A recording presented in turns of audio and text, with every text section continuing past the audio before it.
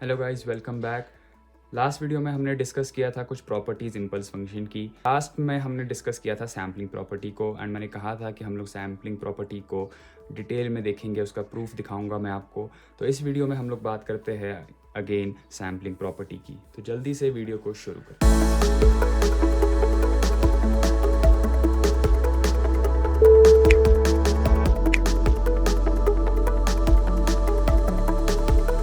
Sampling property, जैसे कि मैंने लास्ट वीडियो में कहा था, एक्स ऑफ टी जो मेरा प्रोडक्ट प्रॉपर्टी नॉर्मली होता है, x of T delta of t minus t not D T. अगर मैं इसको इंटीग्रेट करता हूँ T between the limits t1 से t2 and if T not satisfies the condition that is it will lie in the range of t1 से t2 के बीच में होगा, तो मेरा जो इंटीग्रल का वैल्यू होगा that will be nothing but x of T not. For all other values it will be zero. तो फटाफट से इसके प्रूफ को देख देते। तो यहाँ पे जब मैं लिखता हूँ t1 से t2, अगर मैं यहाँ पे अपना नॉर्मल प्रोडक्ट प्रॉपर्टी को यूज़ करूँगा तो जो मेरा ये शिफ्ट हुआ है t नॉट से, तो I can replace this t naught in x of t। So I can write x of t naught delta of t minus t naught. ये बात आपको पता होगी। Then x of t naught because एक constant है तो मैं इसको इंटीग्रल के बाहर शो कर सकता हूँ। सो equals x of t not integral t1 से t2 delta of t minus t not dt। Now अब मुझे इस पार्ट को कंसिडर करना है केस 1 एंड केस 2 में। तो केस 1 में कह रहा हूँ अगर ये मेरा T not belongs to limits t1 से t2, अगर मेरा टी नॉट t1 से t2 के बीच में है, तो उस समय suppose this is my delta of t minus t not signal, delta of t minus t not, and somewhere here there is t1 and somewhere here there is t2. So t not lies in the range t1 से t2। सो हम लोग पहले case को देख सकते हैं यहाँ पे।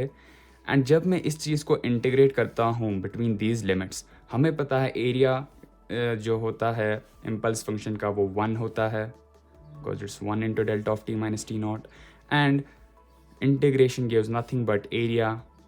So it means area under this impulse function from the range t1 से t2 and obviously आंसर है मेरा एरिया कितना होगा, 1 के बराबर होगा in that case because area जो है इम्पल्स फंक्शन का वो 1 है इस केस में। And then simply I can replace this integral with 1 and x of t naught into 1 is x of t naught. Second case में जब t नॉट, सपोज मैं delta of t minus t naught को यहाँ show कर दूँ and t1 value यहाँ पे है, t2 वैल्यू यहाँ पे है, so that my t naught is not in the range of t1 to t2।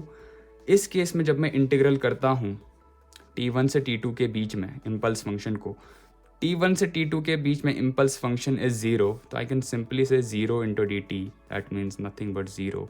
तो सेकेंड केस में इम्पल्स फंक्शन एग्जिस्ट ही नहीं कर रहा है between these limits, so I can simply write 0 instead of this integral and मेरा value 0 आ जाएगा। तो I guess ये प्रूफ आपको काफ़ी ईजी लगा होगा।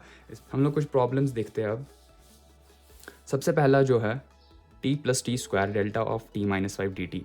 यहाँ पे हम लोग जब चेक करेंगे तो फटाफट से हम देखते रहे टी नॉट जो है मेरा 5 है, क्या वो -1 से 2 के बीच में है? नहीं, 5 लाई नहीं करता -1 से 2 के। तो हमें कुछ करने की ज़रूरत नहीं है, हमें इस t प्लस टी स्क्वायर को देखने की ज़रूरत नहीं है, तो सिंपली 0 लिखेंगे। एंड रीज़न मैंने यहाँ लिखा है since 5 does not belong to -1 to 2। अब हम लोग सेकेंड और थर्ड प्रॉब्लम को देखते हैं।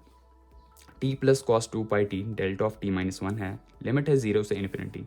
तो पहली बात हम लोग चेक करेंगे t naught is equal to 1, क्या 1 लाई करता है 0 से इन्फिनिटी के बीच में? यस। तो अब मैं t नॉट को रिप्लेस कर दूंगा इस x ऑफ t में। सो मेरा आंसर जो होगा वो होगा t के बदले में मैं t नॉट को रिप्लेस कर दूंगा, that will be 1 plus cos 2 pi t के बदले 1। सो 1 plus cos 2 pi is nothing but 1 plus cos 2 pi is 1, so equals 2। तो गाइज यहाँ पे मेरा जो आंसर होगा वो 2 होगा। बहुत ही सिंपल है, आपको t नॉट को रिप्लेस करना है इस x ऑफ t में according to this first equation. अगर क्योंकि मेरा t नॉट सेटिस्फाई कर रहा है, so simply x of t naught. Continue करते हैं अपने थर्ड प्रॉब्लम को। यहाँ पे हम लोग एक और प्रॉपर्टी का यूज़ करेंगे जो है हमारा स्केलिंग प्रॉपर्टी। सी, इस क्वेश्चन में अगर आप लोग एक बार इसको ट्राई कीजिएगा सॉल्व करने की, तो कमेंट में आंसर को लिखिए टाइमलाइन के साथ, जो भी टाइम स्टैम्प चल रहा होगा वीडियो का उसके साथ में आप लोग इसका आंसर दीजिए एंड मैं फटाफट से इसके सोल्यूशन को दिखाता हूँ। इन दिस केस यहाँ पे टी नॉट मेरा 4 है, सो यू कैन सिंपली से ई का power 4 minus 2 that is E square. But यहाँ पे टी में कुछ स्केलिंग की गई है, तो पहले आपको इसको लाना है in this format delta of t minus t not, and हम यूज़ करेंगे इस प्रॉपर्टी को जो हमने लास्ट वीडियो में देखी थी, delta of a t is nothing by 1 by modulus of a delta of t. So मैं डेल्टा ऑफ 2 को कॉमन निकाल लेता हूँ पहले, t minus 2 I can write, and then इस 2 को बाहर निकाल के 1/2 delta of t minus 2, simple. Now my t naught 4 नहीं है, it is been shifted by only 2।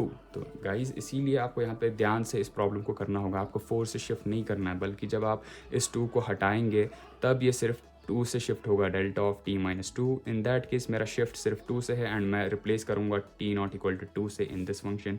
So my answer will be this 1/2 को भी मुझे कंसिडर करना होगा, 1/2 बाहर आ जाएगा, इनटू e का power 2 minus 2 which is nothing but 0 and e power 0 is 1। सो मेरा आंसर 1/2 आ जाएगा। क्वेश्चन नंबर 4 कह रहा है t sine t delta of π/2 minus T.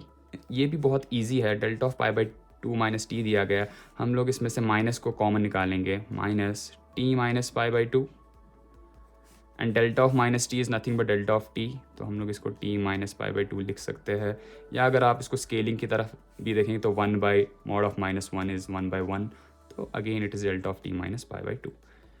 So the signal is shifted by π/2, simply मैं π/2 से रिप्लेस कर दूंगा, एंड क्या π/2 इस रेंज में है 0 से π/2 की, पहले इसको चेक करेंगे, येस ये लाइक कर रहा है इस रेंज में, तो मेरा वैल्यू जो है x ऑफ t नॉट होगा, that means t sine t को मैं रिप्लेस कर दूंगा π/2 साइन ऑफ π/2 से, तो sine π/2 is nothing but 1, so π/2 is my answer. तो इस केस में π/2 आंसर होगा, बहुत ही easy. Now coming to the last problem, x of t is equal to 1 for this case and is equal to 0 for this case. Then मुझे जो question को solve करना है that is integral of 2x x of t minus 3 delta of t minus 4। सबसे पहले ये shift हुआ है 4 से, मैं देखूंगा 4 is available in this limit, yes 4 ranges in this limit, so definitely मुझे इसको सॉल्व करना होगा, आई can't write 0, तो मैं इसको यहाँ पे दिखाता हूँ, 2 इज़ कॉन्स्टेंट, इसको मैं इंटीग्रेशन के बाहर निकालता हूँ and I can write x of t not, तो x ऑफ t के बदले में आई can right 4 minus 3, that means twice x of 1। अब मुझे x ऑफ 1 की वैल्यू चाहिए, उसके लिए मैं इस चीज़ का हेल्प लूँगा। गाइज आपको पता होगा मॉडुलस की प्रॉपर्टी, सपोज अगर ये मॉड ऑफ यहाँ पे 0 है, मॉड x का ग्राफ है, यहाँ पे x एक्सिस है, तो मॉड x में ये सब वैल्यूज़ को पॉजिटिव कर देता है। अगर आप प्लस x एक्सिस में चल रहे हैं तब सपोज फॉर एग्जांपल 1 2 1 पे इट गिव्स 1, 2 पे इट गिव्स 2, सिमिलरली -1 के लिए भी ये 1 ही देगा, ऐसे ही -2 के लिए भी ये 2 ही देगा, 1 2। सो मॉडुलस जब मैं इसको सॉल्व करता हूँ, आप लोगों ने 11th क्लास में सीखा होगा, अगर मॉड t लेस देन 2 है, सपोज अगर मॉड t जो है लेस देन 2 है, तो ये मेरे किस रेंज को कवर करके देखिए, लेस देन 2 का मतलब ये वाला पार्ट ग्राफ का, इसके नीचे वाला पार्ट, नीचे वाले पार्ट में x रेंज करता है -2 से 2 के बीच में, दैट मीन्स जब मैं मॉड को हटाऊंगा, मॉड t लेस देन 2 का मतलब हुआ t रेंज कर सकता है फ्रॉम -2 से +2 के बीच, सिंपल सी बात है।